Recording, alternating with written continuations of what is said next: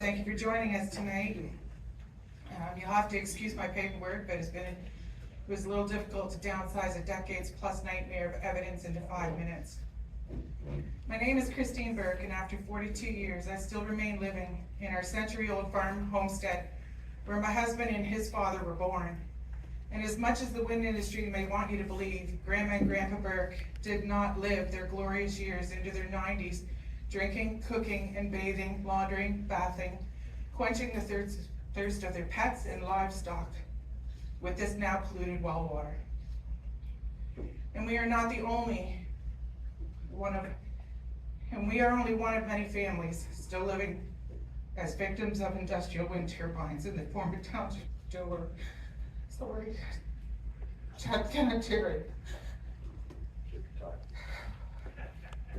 Our personal nightmare in hindsight started in 2009 when Borlex Pile drove the first 5 turbines into our ancient shallow contact aquifer about 1.5 miles away. I know this because our daughter was attending university and a lot of our clothes went to the garbage because of what looked like black sludge stains all over them that wouldn't wash out. My washing machine broke down, as did the dishwasher. My husband changed out the holding tank, changed the leathers in the pump, and at that, we were mystified, shocked at how black his hands were. We were totally confused as to what was going on. Over time, we felt the issue had subsided. We were wrong. In 2012, GDF Suez, now Engie Canada, constructed another 55 turbines, pile driving 100-foot steel H-beams into our aquifer again, 25 piles per turbine, 1,375-ish piles in approximately 50 square miles. Swiss cheese the area. A black powdery substance started appearing in our tap water, and gradually it got worse and worse. Again, my washing machine and dishwasher broke down. We rebuilt and changed the leathers in the pump again. Changed out the hot water tank, redid the entire plumbing system in the house. Changed the water line from the house to the well, thinking there was a crack in the galvanized steel line. There wasn't. We did everything under the sun to resolve what we thought was a maintenance issue that the Ministry of Environment used against all of us. We had convinced ourselves that maybe we'll have to save up and have another well drilled until we started seeing water wells first signs along the roadways. Having no idea what these signs were about, we asked a friend about them. We were told that many residents in our area had black water running into their wells. During the construction phase of the turbines, we felt like we had just been slapped by a 2x4. We attended the water wells first meeting, and we were shocked at how many families had been impacted like ourselves. In 2016, the wind industry returned, knocking on the doors of our neighboring Chatham Township. The Ministry of Environment and Climate Change at the time, today's MECP, Ministry of Environment, Conservation and Parks, same people. And then the municipality of Chatham-Kent were warned that if they moved forward with the North Kent 1 wind project, 34 more turbines, more families were going to be impacted with the same demise. Even with the recorded admission from the Director of Operations for Engie Canada that the construction of the turbines did in fact disturb many of the water wells in Dover, and him informing me that our municipality was aware of this, we still fell on deaf ears. It happened again, just as we said it would. You can't imagine my heartbreak of waiting, watching, and witnessing these families endure the same suffering, the same water well interference. And to find out our Chatham-Kent tax dollars were invested into this second destructive project was disgusting, to put it mildly. Our previous medical officer of health, Dr. David Colby, called this sediment sand. It might look aesthetically unpleasing, but it's safe to drink. It'll pass out the other end. I'm thinking there's not anyone here that would be willing to drink or cook with this. I don't blame you. Mr. Colby wouldn't touch it either at a meeting held by the North Kent wind industry in the basement of a church in Pancor. We did attempt to bring this into a courtroom, but a representative for the government entered the courtroom stating that he was instructed to withdraw all charges. End of story. In 2018, Premier Doug Ford signed a letter during his election campaign promising he would initiate a health hazard investigation for both Dover and Chatham Township to have the water and sediments analyzed. This investigation was reduced to an all-hazard investigation, two totally different protocols. Not only were we excluded from this investigation, but they did not retrieve a single sample of the sediment for analysis from anyone, which was our major concern. With the help of Wallaceburg area wind concerns, we were able to open the campaign fund, and with many thanks to the generous donations, we were able to hire hydrogeologists to retrieve samples of the sediment from 9 wells within both Dover and Chatham Township. We had these sediments shipped and analyzed at an accredited laboratory in Michigan, and the results were mind-blowing. The silt-fine, most skin-absorbent particulates of black shale, an environmental hazard that we are not able to filter out, is comprised of heavy metals: antimony, arsenic, barium, cadmium, copper, iron, lead, molybdenum, nickel, silver, and tin. And in 2 cases, mercury. This is not sand. We need to know what the potential dangers are now, living life with this newly released influx of black shale toxicity. Our property values have dramatically decreased, and neighbors, families are choosing to sell, leave for their own health reasons. And I've come to find out in speaking with the new homeowners that the water well issues were not disclosed to them. It is because the water was deemed safe, as I spoke of earlier, neglecting the black shale sediments. Where are we today? In November of 2023, we contacted an ombudsman to investigate this matter. We are still in communication via email, and they are still waiting for a response from the Ministry of Health.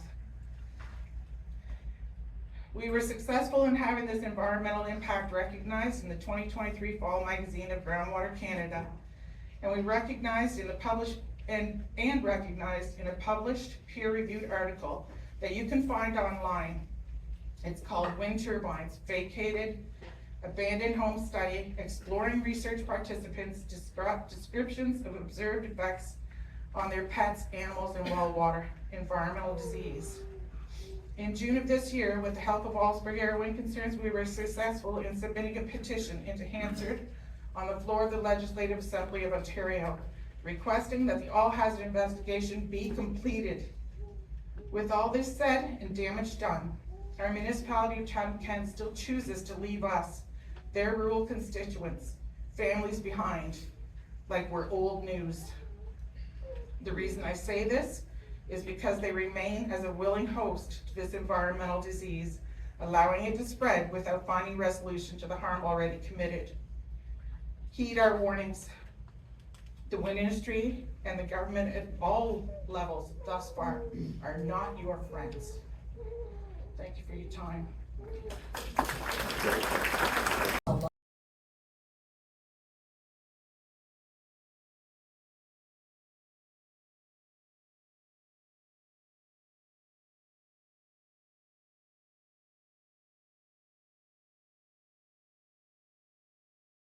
Greenhouse. You can imagine working in a greenhouse in July is quite hot. Went to have a shower, he's lathered up, and the water stops. There's no water. So we go check. There's a pressure pump, like what's going on? No, the sediment had so clogged the intake that he couldn't finish his shower. He had to rinse off in the rain barrel. So next slide. So we lived for a number of days. This happened 2 days after they started pile driving around our house. So we have 3 wind turbines within a kilometer of our house. The closest one is 750 meters behind us. We have one just under a kilometer to the east, and one just a little past a kilometer to the west. And so those, you'll hear about flicker. So at equinoxes, they're exactly east and west, because at the equinoxes we get flicker. Which is when the sun is setting. I'm in my kitchen, and all of a sudden I think I'm having a stroke because the light is strobing as it goes through the wind turbines. So that's the least of our concerns, however. So 2 days after these things started pounding, my husband's shower was interrupted and we had no water into the house. Yeah. So we did a number of investigations, and again, we kind of knew what was happening. So these are the tests that we've had done on our well pre-drill and post-drill, trying to figure out what's going on. So what we did learn, as we suspected, was that our well was contaminated with black shale fragments. So you can see here some of our, actually that's our July 27 sample was right there. The address is blacked out because it was in the paper.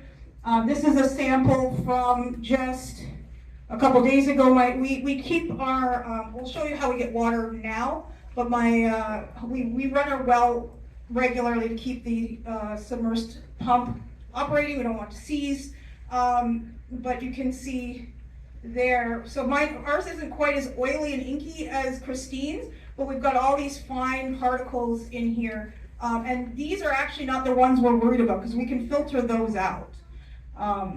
So you can see there, the gray is the North Kent project, and the green is the black shale outcrop. So you can see that Ridgetown sits quite nicely in the middle of this shale outcropping. I've, as Keith mentioned earlier, I've learned more about underground geology and water and wells and well structures than I ever wanted to know in my life. All right, next slide. So, yeah, you can see those were the first 13 wells that were affected. We're the one right at the bottom. So we're the red dot at the bottom right there. That's ours. And then as the pile driving went north, each concession, the wells kept going down. So this is our house here. You can see the 3 turbines around us, and they were all pile driving at the same time. And we think that's why we had a lot of the issues, because after our well went down, and then a couple more along Country View. So I live about 5 minutes north of the Walmart in Chatham. So that's kind of where we're at here. And then as it was going each concession, the wells kept going down. And then what they started doing was spreading out the pile drivers and not doing them all at once in the same spot. But we were the first one to go down here, and then they were doing construction to the north. So this was our first report to the Ministry of Environment back in the summer of 2017. Next slide. So thanks to Water Wells First, the group, and the stuff that Christine and her neighbors in Dover experienced, we went and got our well tested thoroughly. We got a base test done. So we found just some basic numbers. Again, these are things I've learned about that I never wanted to know, but things you need to know. So, in June 2017, we finished up testing. So turbidity, so that's the cloudiness of your water. Our numbers were 2.5, 3.0, 2.9 NTUs. Don't ask me what that stands for. That's Keith's question. Anything under 5 is considered clear, and at 10 it'll start to look cloudy. On August 1st, so our well goes down on the 27th, we have the MOE comes out and takes a sample. It was at 86 NTUs, and then a month and a half later, 6 weeks later, we had our hydrogeologist that did the testing in June. He came back and it was still 37, 36, 34. So 10 times what the province would consider palatable water. Okay, next. And if it was just sand or silt, we can filter that out. The problem is before pile driving, our well tested at 3 total particles of black shale.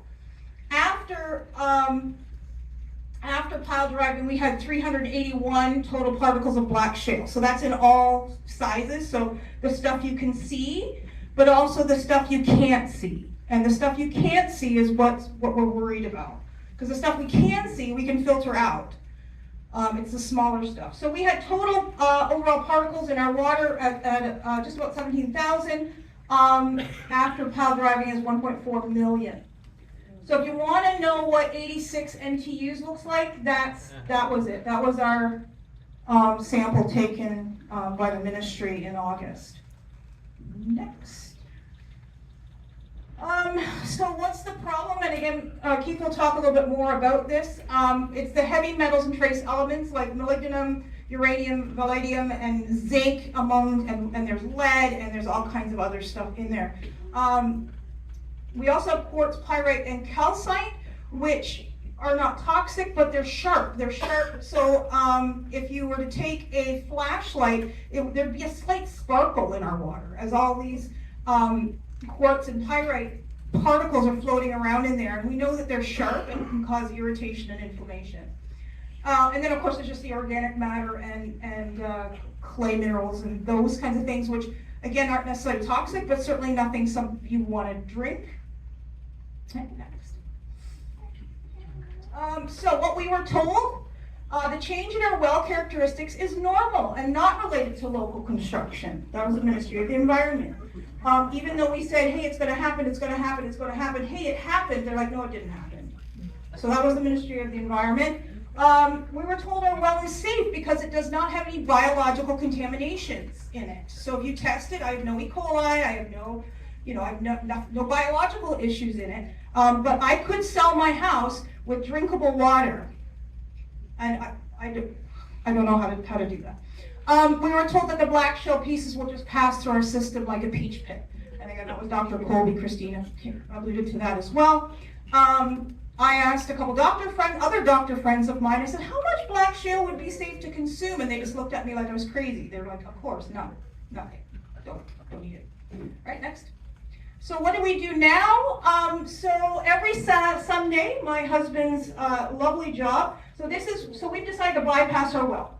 So we still have our well is still running, like we can turn it on, we can run it, we can get water out of it, just because, I don't know, maybe there's some miracle, I don't know.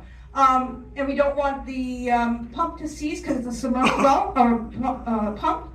So every Sunday, my husband goes to our local water tower in the back of a rattly old pickup truck that we wouldn't normally need it, except we have to retrieve water every week. Next one.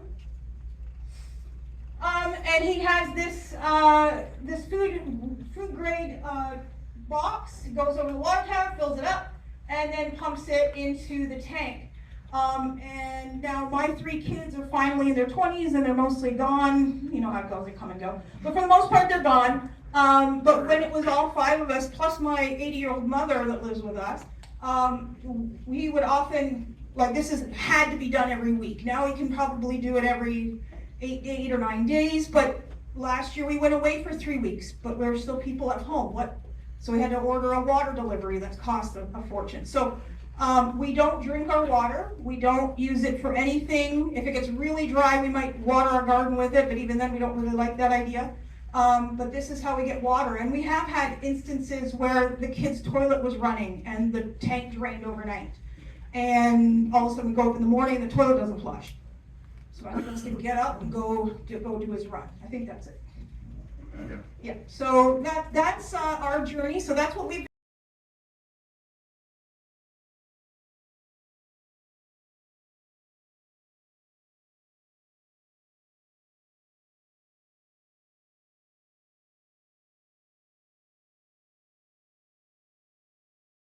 country property in 2008. We had an 80-year-old 25-foot sandpoint well that disintegrated in 2013, which forced us to borrow the money for a new well to the tune of about $9,000. The new well is 55 feet deep and with a 6-inch casing and a brand new stainless steel submersible pump. It worked great. We had excellent pressure, water was clear, and it had no smell. By 2015-16, we're hearing about future turbines along with more and more stories about water going bad in the Dover area. The group Water Wells First was started around this time, and we finally learned everything that had happened in Dover and the potential harm coming to us. We spent over $6,000 for baseline testing and post-turbine construction testing that followed the legal chain of custody. Remember that with your testing. The North Kent 1 wind project began operation, well, it was completed and then it began operation on February 21st, 2018. On February 25th, while doing a load of laundry, we suddenly had no water. Upon inspection, we discovered our intake was plugged, and the little bit of water that we did have was discolored and had smelled horrible. That was the beginning of our nightmare.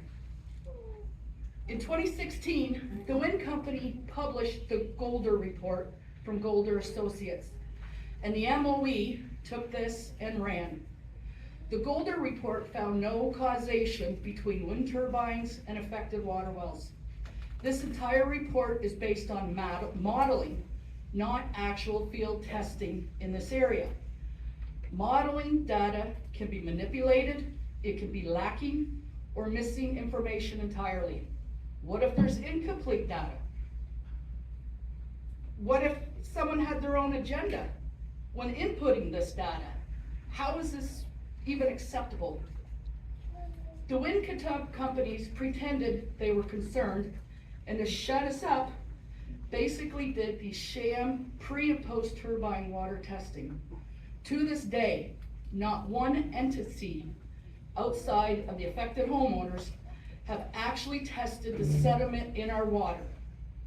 At our house, the testing by the wind company had to be done twice, as we watched the individual collecting the water samples contaminate the hose where the water was coming from. This does not instill any type of trust whatsoever.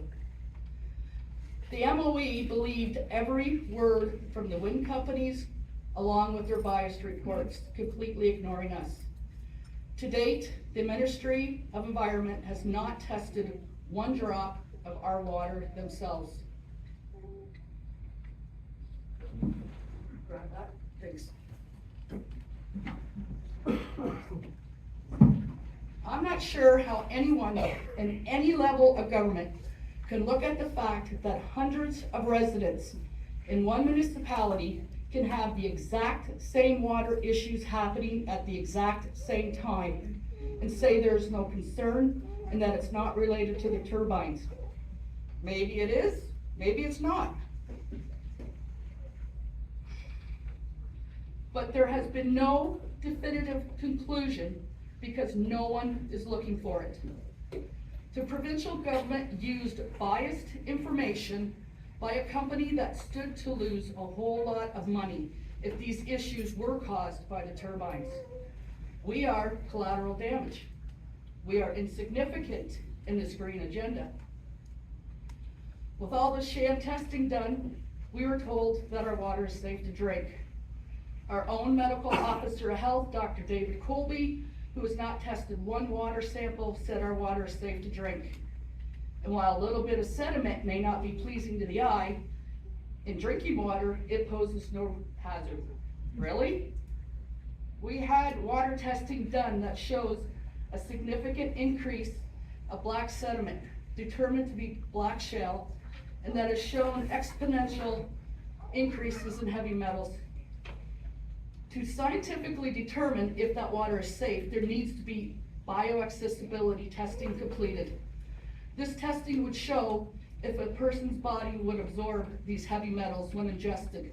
Absorption into the skin while washing. What about inhalation of the vapors while showering?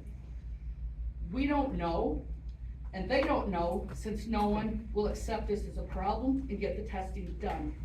The human eye can see sediment about 40 microns in size. The problem is the sediment that is so small you can't see it unless you use an extremely high-powered microscope. What is it doing to our bodies? Our health. So now, we have two ministries within the provincial government. The Ministry of Environment and the Ministry of Health, gaslighting us at every turn, lie, and mislead us on a regular basis. All insisting that these hundreds of homeowners are neglecting their wells, and that is why our water is contaminated. This is not a well issue, it's a water issue. Some tips. You get water and well testing now. Use a hydrogeologist who will use the legal chain of custody. Do not, for 1 second, believe anything from the wind companies. They have their own agenda and it's money. Do not think your government will protect you. If this is actually determined, the turbines cause this, would have detrimental effects on their green agenda. The government is watching you. Do a Freedom of Information request on yourself to see. This is mine from the Ministry of Environment. Me and my house.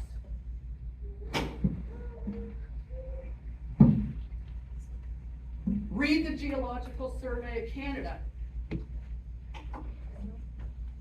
that she's holding. Despite what the wind company tells you, Kettle Point Black Shale is all over this area. Take care of yourself. You will lose sleep. You will be confused, angry, frustrated. You will cry. You will be called a liar, among other things. You need to know your limits.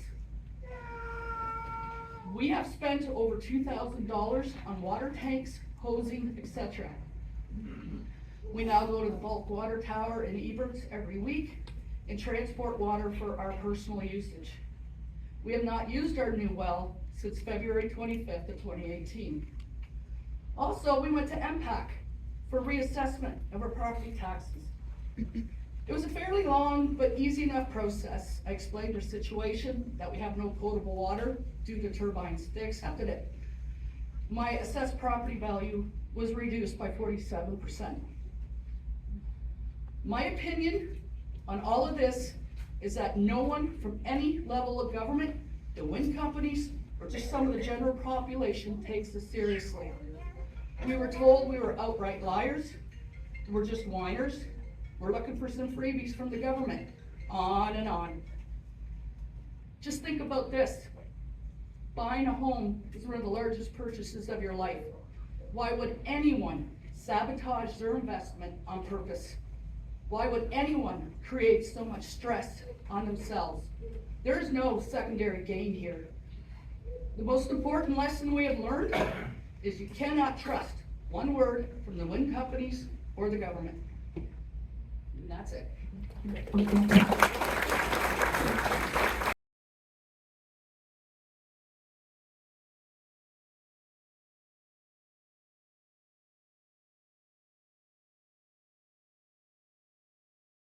A lot of sad stuff already this evening. Does that not make you shake in your boots? So, Wallaceburg Area Wind Concerns formed in 2017 as a group of local residents of Wallaceburg and the nearby rural area that joined together when there was so much concern about the significant impact the planned Otter Creek Wind Farm project would have on our community. Imagine we're sitting in Wallaceburg and hearing horror stories like this and reading the newspaper and saying, we're going to be next. So, as an executive member of the Wallaceburg Area Wind Concerns Group, I'm here tonight showing our group's support for our Chatham-Kent neighbors in the areas of the proposed capstone infrastructure project. Wallaceburg Area Wind Concerns wants to share knowledge and perhaps provide you with a deeper understanding in advance awareness of the impending capstone project that may severely affect your sustainability of the life you now have. You've heard from 3 people that have had their life seriously affected. I sincerely want you to weigh this over in your mind. In a 11-13 vote, July 15th, 2024, Chatham-Kent Council defeated the motion by North Kent Councillor Rhonda Jubenville that would have seen the municipality join the 155 Ontario communities that aren't allowing construction of wind farms. Most of you would have thought and wished that CK Council would have willingly said no to being a willing host to more turbines in recognition of the ongoing issue of the well water destruction in East St. Clair and North Kent that you have heard about this evening. That didn't happen, did it? Additionally, the Ministry of Health has still not properly completed the all-hazard study of 2021, nor responded to the May 23rd, 2023 request from the municipality that the necessary work be carried out to establish any health hazard associated with the consumption of the metal-rich sediment. You've heard these 3 ladies talk about, Dr. Colby says, well, it doesn't look pretty, but you can drink it. We really, truly need the finest, the finished product of the health, and we're fighting so hard. As a group trying its best to protect our community, sadly, we have lost trust in the Ford government and the environmental ministry and are disappointed in some of our local government. You've heard this evening of the years-long struggle to get safe drinking water for the citizens of the East St. Clair and North Kent area. It is difficult to look at the lack of results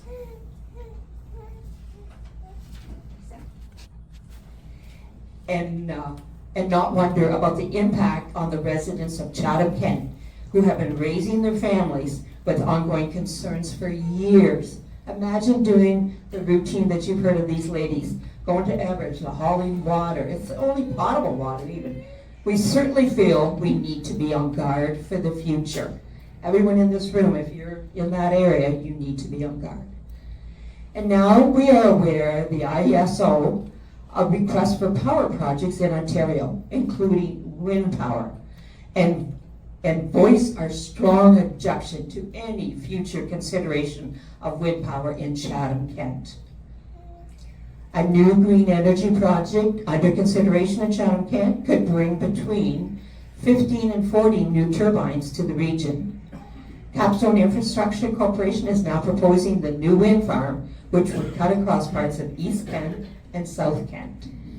And there is a wonderful map up here. Don't leave the room, there's one at the back too, without studying which roads, and look at that satellite image of where they're proposing.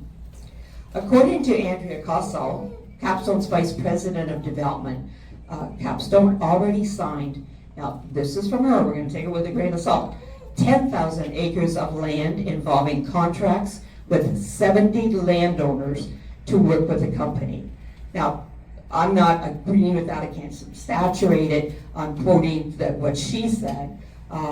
We've seen in the past that wind turbines they're sneaky devils, and they could inflate numbers to say, forcing you, encouraging you to sign a contract. Well, if you don't sign, your neighbor's gonna, and he's gonna get the money, and you're gonna lose. Please do not fall for it, please. So how will this affect you? This is not just a water wells issue anymore. What strategy for municipal action or provincial action regarding complaints to wind do you trust to be in place if issues or concerns arise? Certainly had issues here, and how hard have we worked to get even an answer? What's the track record like? How comfortable can you be thinking of the risks that come with having the project proceed? If it comes, how comfortable can you be with that? This proposal will be coming to council for voting in September. During tonight's meeting, you will be hearing the cold, hard facts of industrial wind turbines and the effects of having them constructed in the area in Chatham-Kent. We ask you to listen closely, weigh the pros and cons, and be ready to let your council members know that you do not endorse any further construction in Chatham-Kent. Enough is enough, and you will stand by the health of your family, the protection of the environment, and demand the economic foolishness of additional industrial turbines not proceed.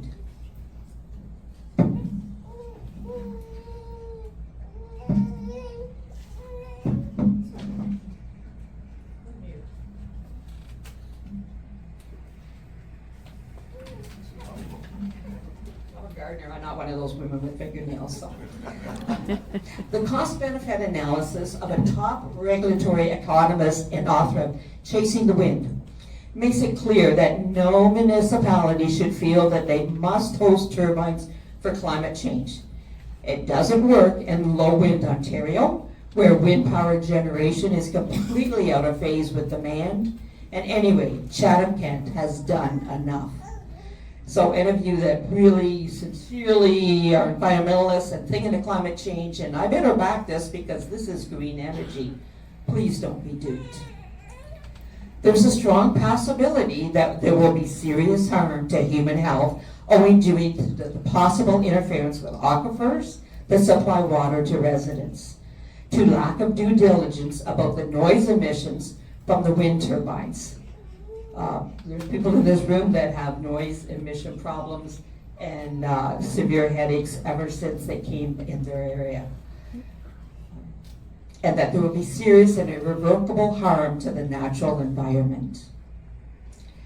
This part of Chatham-Kent, you're talking, you have more nature down here than where I come from in Wallaceburg, where we've just got corn and soybeans.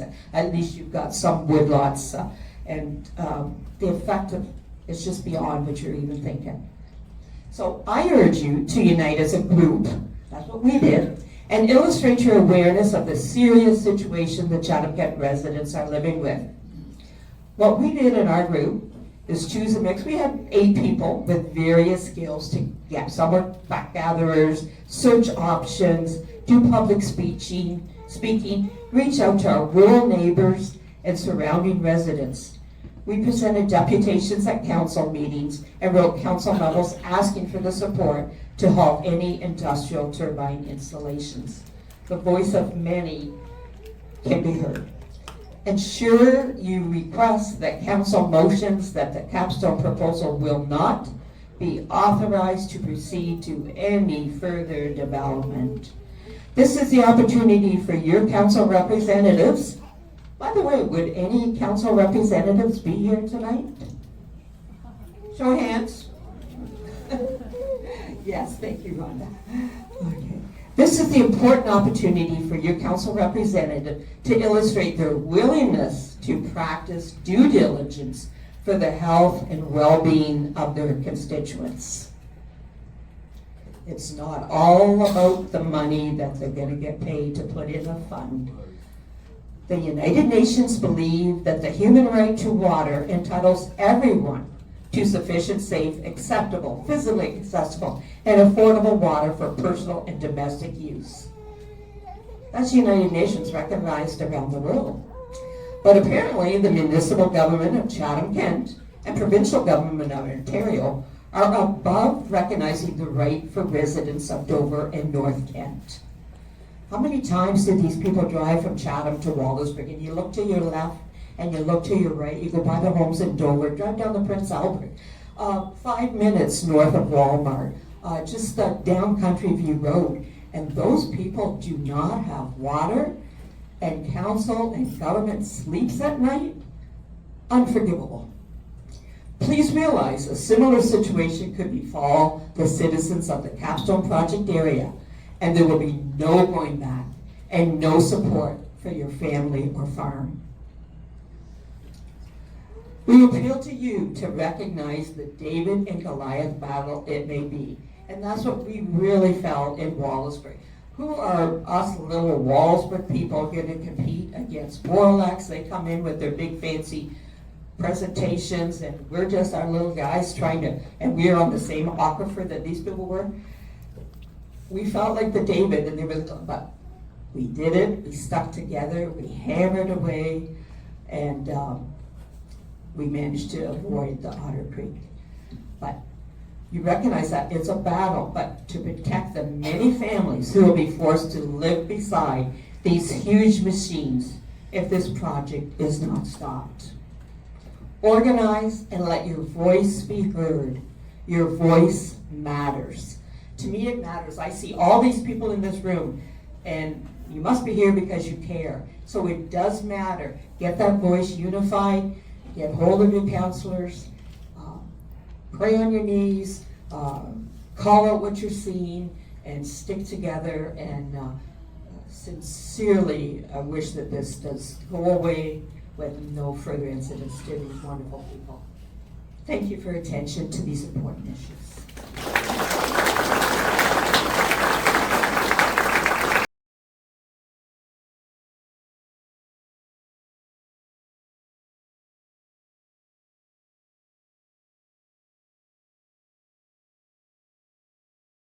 You know, it's a battle you didn't ask for, but we knew we had to fight. As Denise told you a bit about our efforts, our battle was 8 years ago, so my research was done back then, but it definitely still pertains to today's health impacts. So I'm going to present to you some information regarding these health impacts, living close to industrial wind turbines. I believe the setback in Ontario is 550 meters. I don't know if anyone can confirm that. from a dwelling place. I also want to mention that the taller they are, the more likely you are to be impacted, and I hear yours would be potentially very tall. There have been many reports of dizziness, motion sickness, sleeplessness, ear pressure, vertigo, irritability, problems with concentration and memory, and more. Some people react to the inaudible low-frequency noise so severely that they can't sleep in their home at night and return in the morning to continue with their day. Then there's the noise that is audible, that can create a cacophony of unrelenting, disturbing noise, disturbing the peace that you enjoy in your inside and outside your country home. There's also a possibility of flicker, which has been mentioned. If the wind turbine is immediately south of your home as the blades break up the sunlight in a pulsating regular pattern, this can be dangerous for people with photosensitive epilepsy. Or it is at the very least otherwise downright annoying enough to make you draw the curtains and the window blinds. I'll briefly focus on low frequency noise vibration. The term wind turbine syndrome was coined by Nina Pierpont, MD, PhD. The inner ear parts, called utricle and saccule and semicircular canals, make up our vestibular balance organs. She determined that they were likely dysregulated by the turbine noise, as these ear parts are low frequency vibration detectors, thus creating the sleep disturbance. Also, a team of earthquake scientists, which are called seismologists in Italy, discovered that wind turbines produce airborne infrasound plus ground-borne infrasound up to 10 kilometers away. And the larger the industrial wind turbine, the more low-frequency noise they will emit. Low-frequency noise can create motion sickness. Our inner ear parts, they pick up that slight vibration that perceives it as a motion, but our body also needs to physically feel motion, as in walking, and physically see motion as we move. When one or two of these three components is missing, motion sickness can be the result. Some individuals are more prone to the sensitivity of this cause of motion sickness, but nevertheless, you could be sitting still in your living room trying to read a book, and it could produce motion sickness in your inner ear if it's picking up the low frequency noise, even though you can't hear it. The list of possible health issues is long. Dr. Robert McMurtry, founder of the Anti-Wind Society for Wind Vigilance, and also a board member of the Anti-Wind Association to Protect Prince Edward County in Ontario, along with Carmen Krogh, Bachelor of Pharmacy, have put together a list of criteria for health symptoms considered a result of living too close to an industrial wind turbine. That list includes tinnitus, dizziness, difficulties with balance, ear aches, nausea, headaches, difficulty in concentrating, problems with recall, hypertension, palpitations, enlarged heart, mood disorders, depression and anxiety, frustration, feelings of distress, the onset of thyroid disorders, fatigue, and of course, sleeplessness. They still continue their efforts to make people aware in their fight against more industrial wind turbines. These problems exist everywhere wind turbines are erected. Australia has been hit particularly hard. The government there has no regard for any of the health impacts. So I want to mention there's an Australian group called Stop These Things. They're on the internet, they have an excellent website. They dig into all the information of what's going on around the world. You can be on their weekly email list and learn more and more about the detriment of wind turbines. I can give you their email address later, or their website. It's just stopthesethings.com. I think you'll find it very informative. The president of Wind Concerns Ontario, maybe you didn't even know there was such a group, Jane Wilson, she wrote a book in 2011 called Dirty Business. And I have this copy here. It's not in print anymore, so you can't buy it anywhere, but I'm willing to leave this here and let it circulate among you. You can have it. I also want to mention that the impact industrial wind turbines have on the animal kingdom, and birds in particular. Some animals use ground vibration to help them navigate and also be alerted of predators. So when ground vibration is constant, it disrupts their ability to use that sensation. Also, you probably know this, many birds are hit by the blades, and often they are the huge, large raptors, as hawks, many hawks have been retrieved dead on the ground underneath wind turbines, and this is local, it's not just around the world.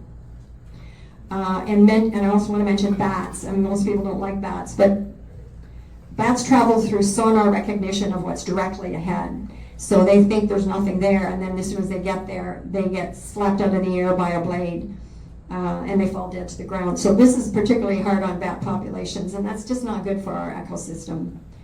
So I just want to say to you people, this is big money and big business, and they will fight you every way they can, and they will disrespect and discredit your negative health impacts to the best of their ability, and they will ignore your complaints. The government is not listening, and if you enjoy your peaceful country living, you do your best to fight these things from coming, because once they're there, they can function for 30 years. Thank you for your time. Very much, Diana. Very wise words. Once they're there, it's too late. That's why we're here this evening, to share this information with you, so that maybe you can make a decision on whether you want to try and prevent that from happening.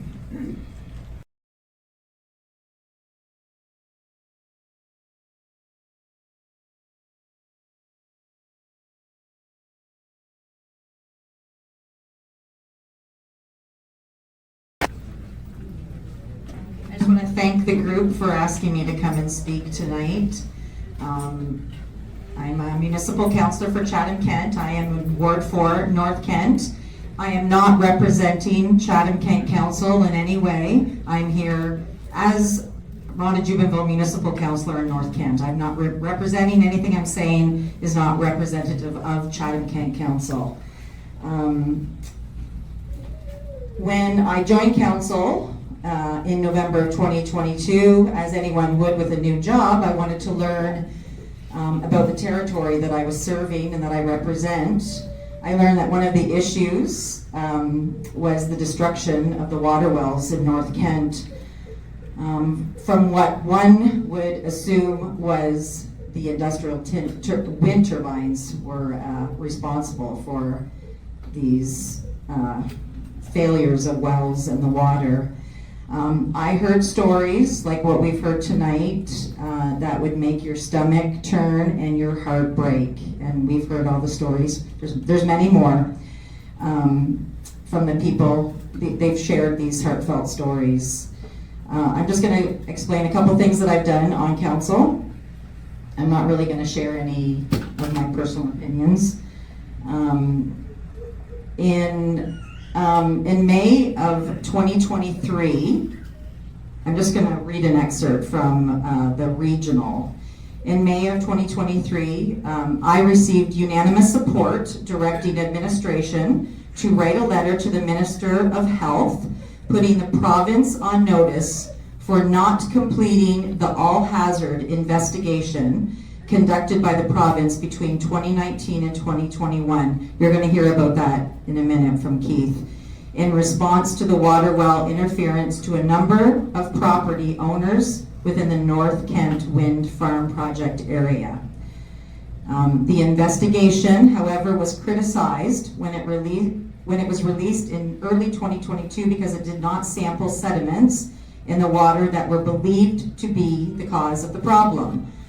Dr. Keith Benn, a geoscientist from Port Lambton who served on the expert panel that advised the all-hazard investigation, was critical of the province's lack of action since the study was complete and its non-response to council's request.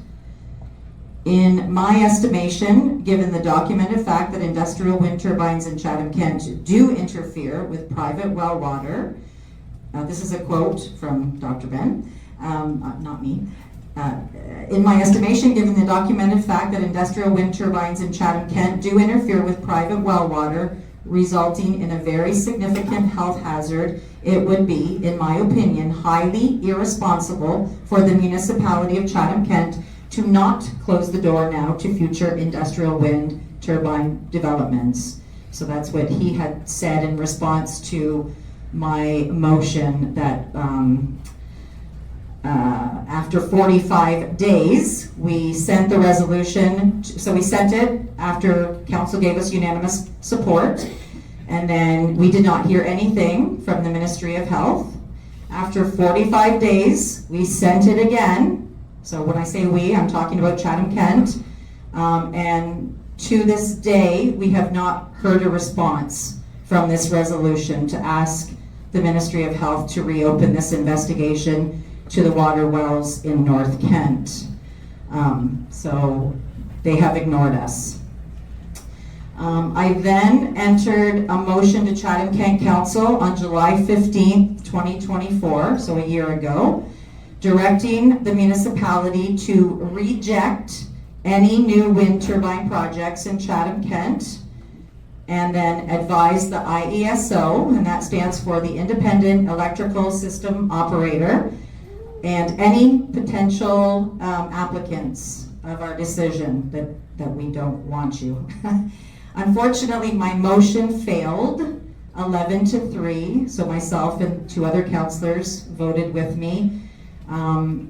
That then paved the way for any industrial wind turbine corporations like Capstone to come knocking on Chatham-Kent's doors, and they have done that, and here we are today. They've come knocking, and I'm sure some of you or many of you have opened the door to their knocks.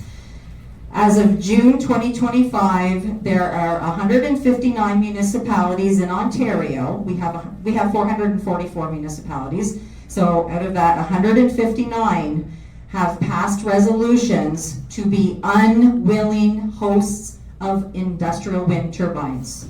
So that sends a message to me, and it should to you, that there are a lot of people that do not want them in their backyards. Capstone Infrastructure will be coming to Chatham-Kent Council in September to request permission to apply to the IESO procurement to set up shop on local farms in East and South Kent. If you have concerns about this, be sure to share your concerns with your ward councillors and your mayor and all of council. Send them an email and let them know how you feel. And when it does come to council, I'm not 100% sure of the date. I don't know this from my job as a councillor. I know because I've done this, I've done a little bit of sleuthing. So I found out that they are coming to ask in September, and I believe it's September 8th, but don't quote me on that. So if you are so inclined, feel free to do a deputation to share your concerns with Chatham-Kent Council.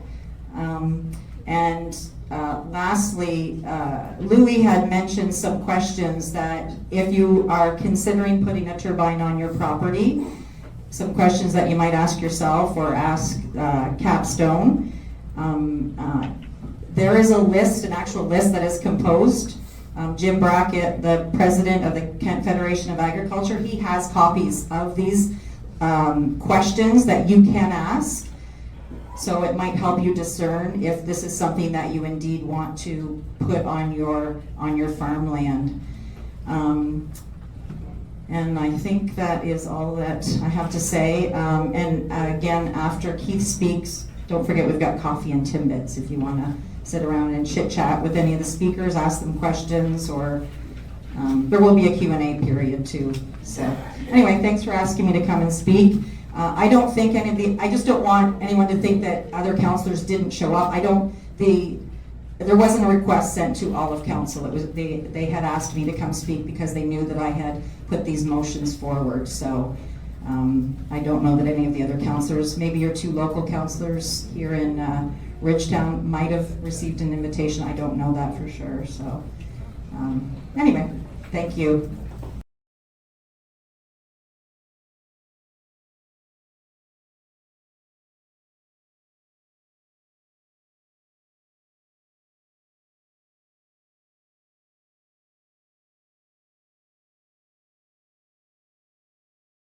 I will give you the final presentation of the evening here.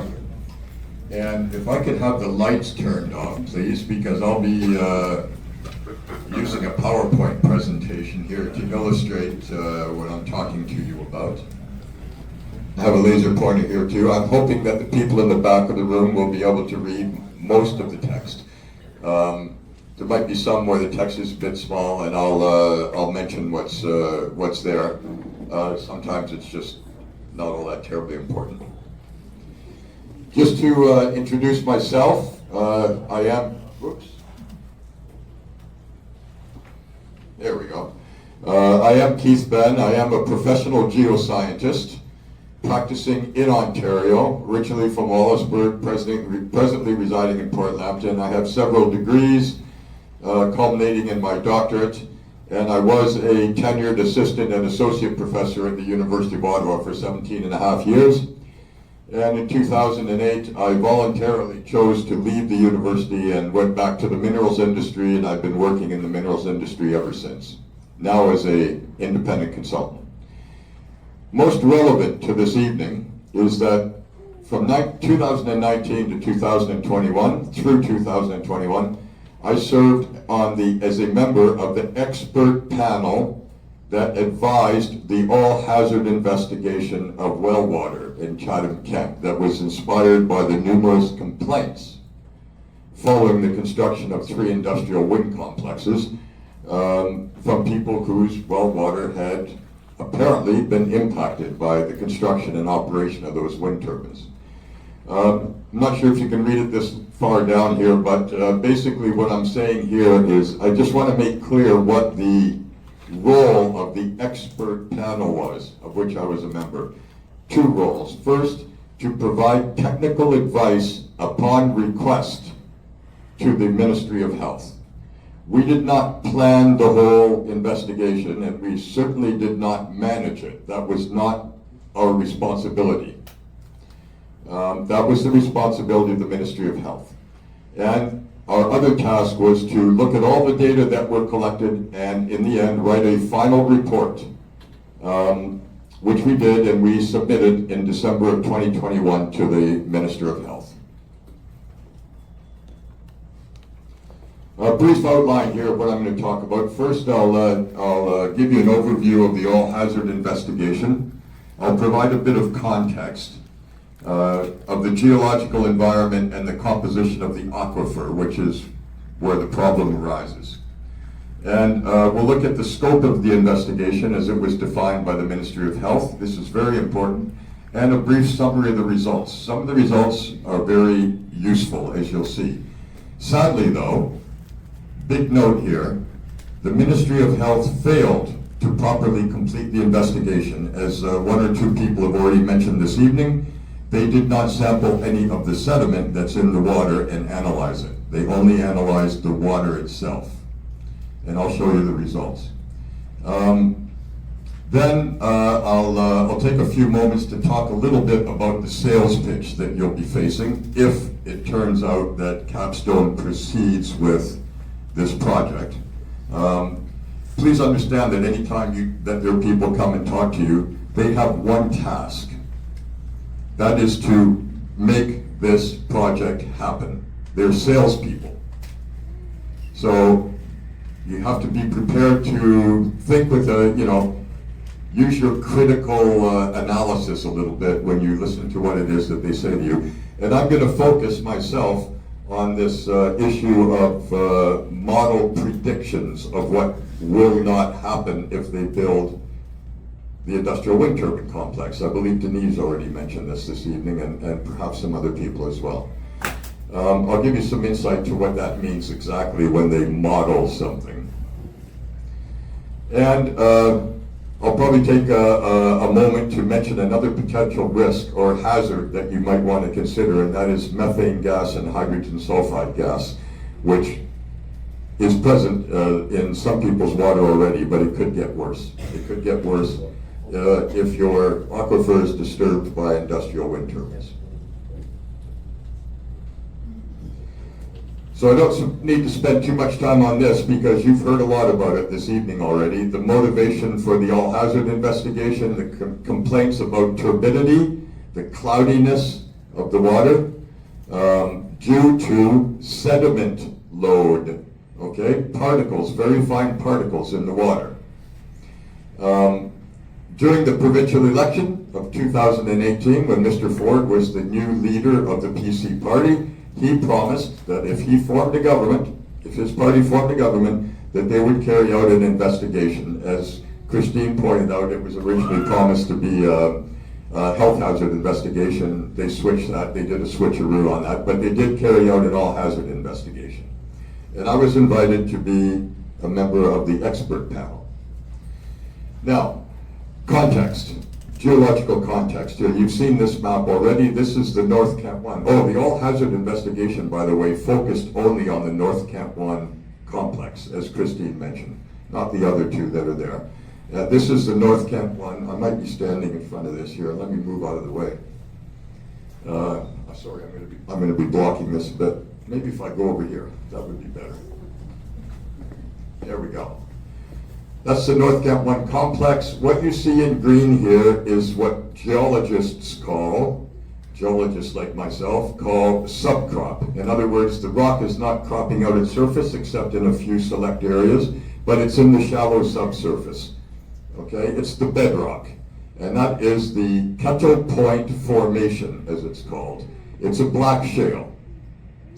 Now, the reason for the concern, as we'll see in another image here in just a moment, is that a lot of that black shale has been ground up and transported by glaciers during the last glacial period here, which was around 14 to 12,000 years ago, approximately.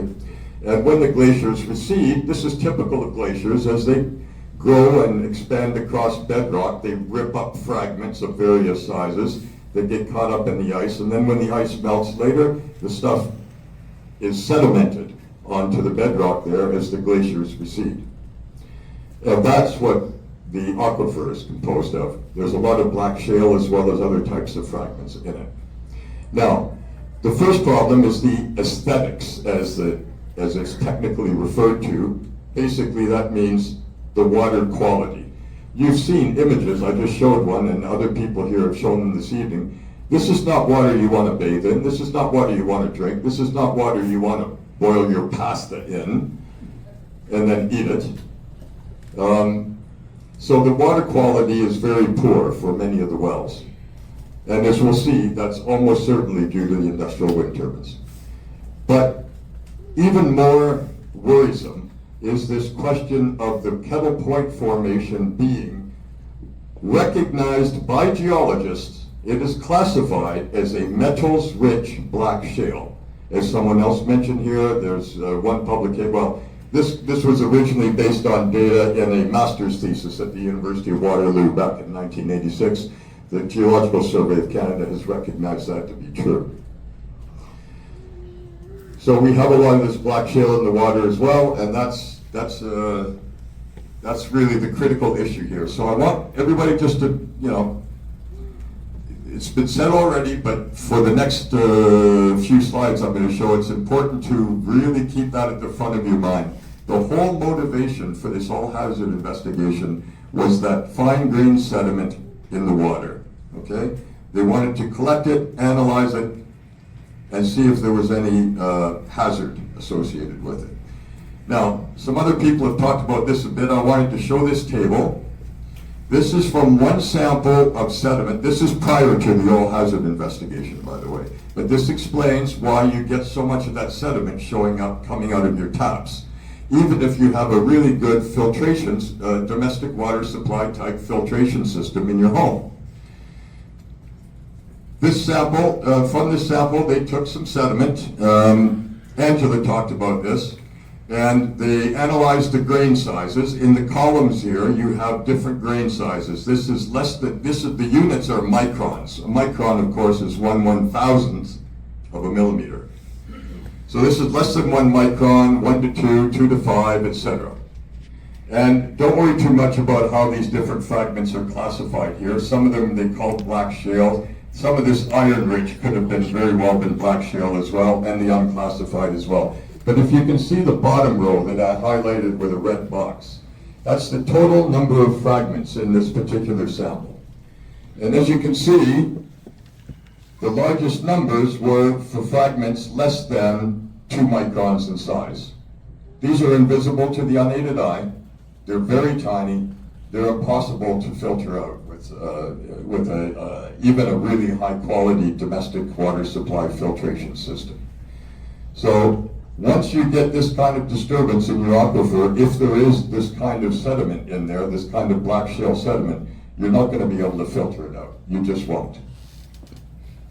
And geologists, by the way, call this, in this grain size, we call this grain size, it's sizes of the particles. This is silt. This is all referred to as silt, and this is clay, based on the size of the fragments. Now, this is the final bit of context here, I think. There might be one more slide for context. But this is what geologists call a cross-section. It's a vertical section through the upper part of the earth here.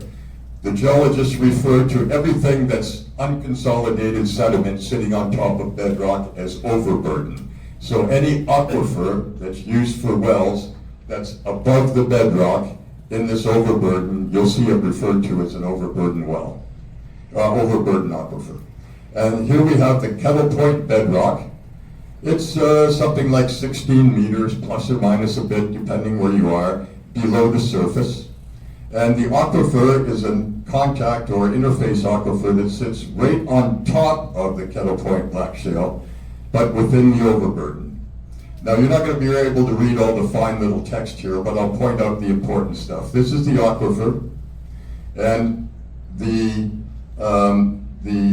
aquifer is known to be composed in large part of gravel and sand. But there's also quite a lot of black shale. Now, what the people who put this schematic cross-section together, which was Golder Associates, we're going to see this again in a few minutes, but with more information added to it. You know, they put a little box over here and they said, oh yes, and by the way, this was done prior to the construction of the North Kent 1 wind complex, by the way. This was part of a study of whether there would be a hazard, interference with water wells or not. And so they put a little box over to the side here and they say, oh, there's some black shale here and there, but it's just inside this little box. Don't worry about the rest of the aquifer. It's all nice and clean and gravel and sand. There won't be any problem. We'll see that that's not really the case. Okay? So this is what you're tapping into with the wells in North Kent, into that contact aquifer. Now,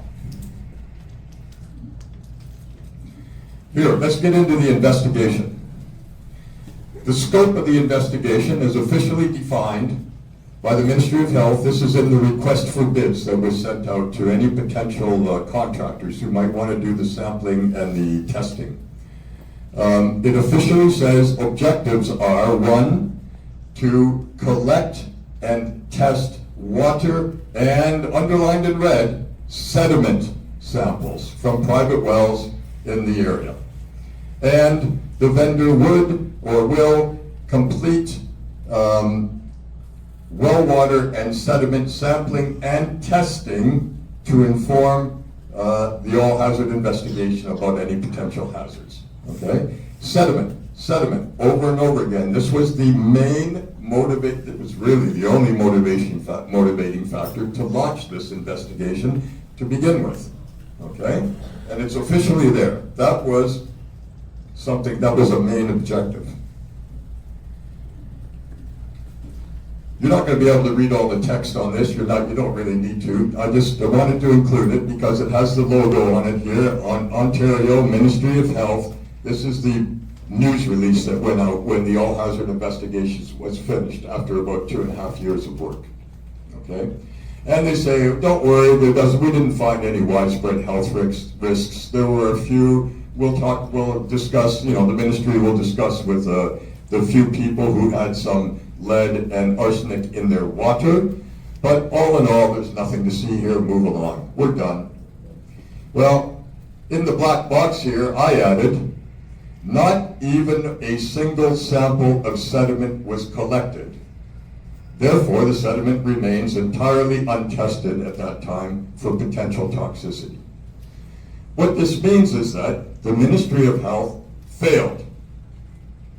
They did not complete this all hazard investigation properly. One of the main objectives was to sample and test the sediment. They didn't get any of it.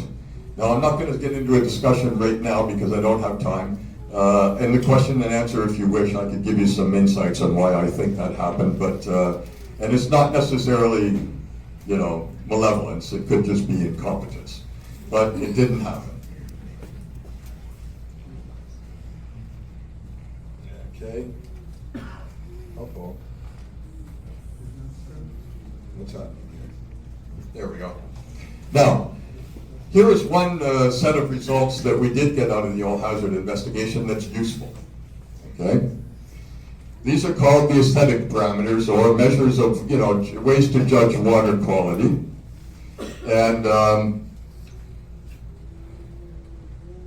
what we were able to do as the expert panel was to take the different values that were determined for the water, and I've just taken out 3 of multiple what are referred to as aesthetic parameters: iron content, total suspended solids, which means sediment, just translated as sediment, and turbidity, which is the cloudiness of the water.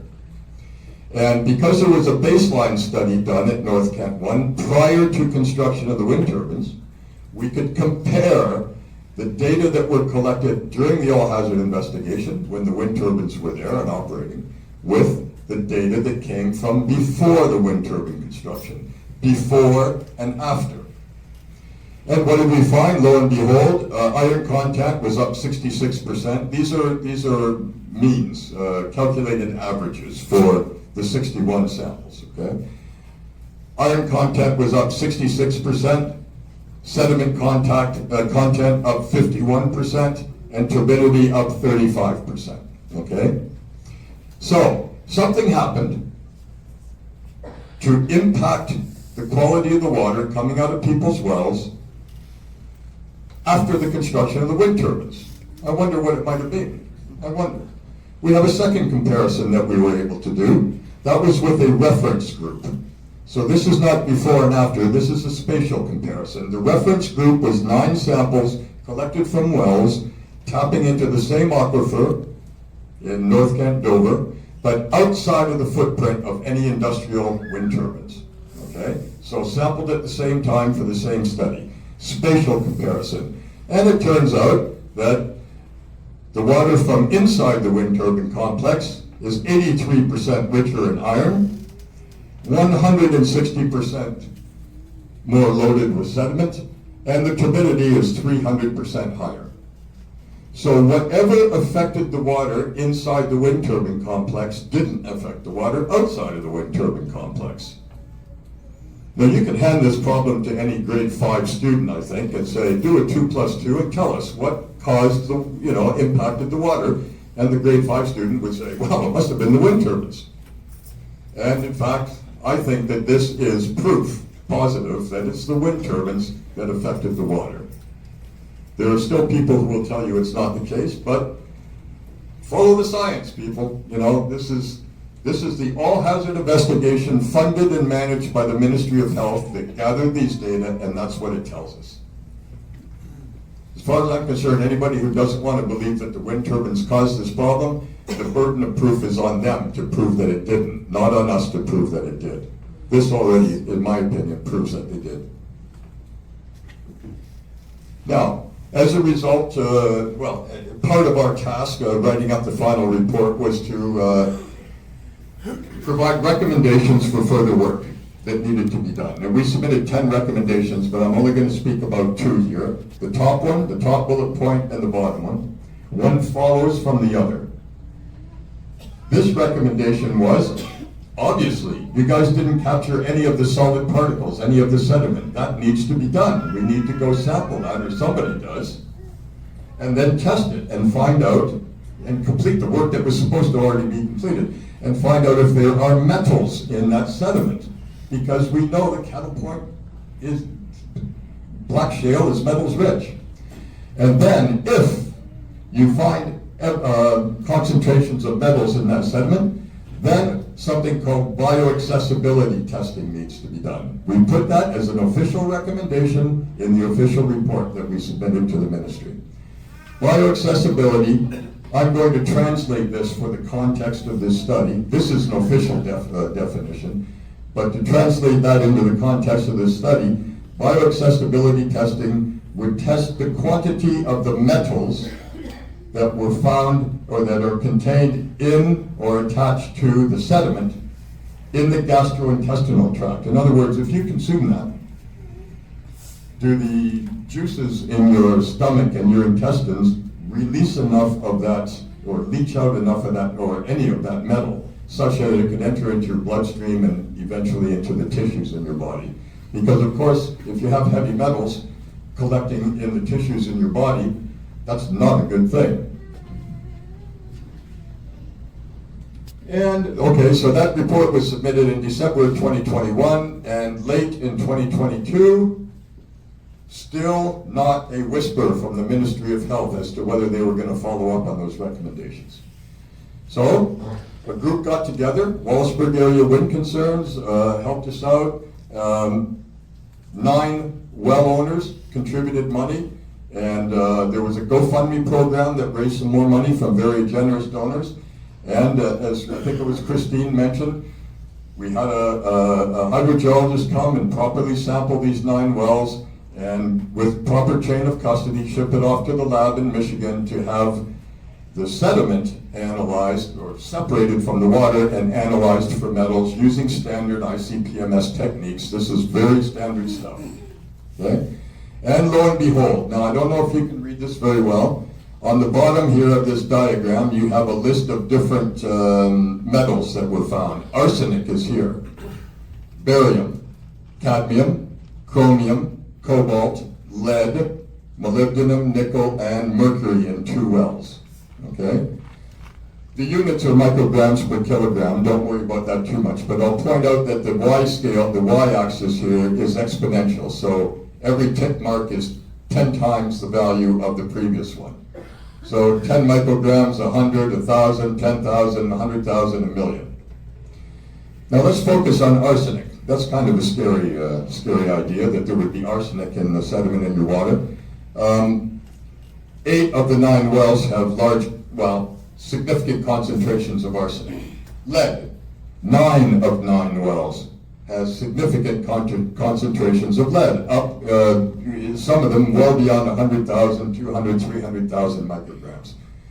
And mercury over here, and then also all of these other metals.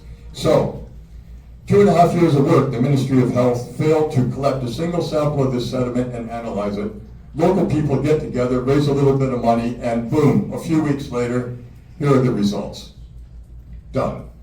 So that's step 1 of those 2 recommendations that I read off to you a few moments ago. We now have proven that there is heavy metal concentrations, in this case, in every one of the 9 wells that were sampled. Okay? So the next bit of work that needs to be done, undoubtedly first, would be to sample some more wells, but then to do the famous bioaccessibility work to find out if that hazard, there's a hazard in that, that metal represents a hazard. Now we need to know the risk. In other words, how much damage is that going to do to you if you consume it?